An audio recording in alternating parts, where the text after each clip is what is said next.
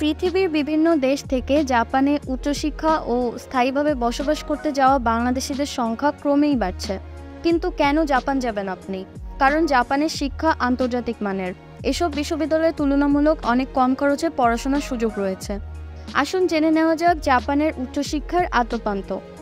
জাপানি ইংরেজি ভাষার স্নাতক প্রোগ্রামগুলোতে ভর্তির জন্য টোফেল স্কোর ন্যূনতম ৭২ বা আইএলটিএস স্কোর ৫.৫ থাকতে হবে। তবে স্নাতকোত্তরের জন্য বিশ্ববিদ্যালয় ভেদে আরও বেশি স্কোরের দরকার হতে পারে। বিশ্ববিদ্যালয়গুলো সাধারণত স্প্রিং, সামার এবং ফল এই ৩ মৌসুমে ভর্তি নিয়ে থাকে। প্রথমে আবেদন, অতঃপর প্রবেশাধিকার পরীক্ষা, এই ২ ধাপে পুরো ভর্তি কার্যক্রম সম্পন্ন করা হয়। জাপানে বিশ্ববিদ্যালয়ের নিজস্ব অফিসিয়াল ওয়েবসাইটের মাধ্যমে আবেদন গ্রহণ করা হয়। এখানে সমস্ত প্রয়োজনীয় কাগজপত্রের স্ক্যান কপি আপলোড এবং আবেদন ফি পরিশোধ করে আবেদন সম্পন্ন করতে হয়।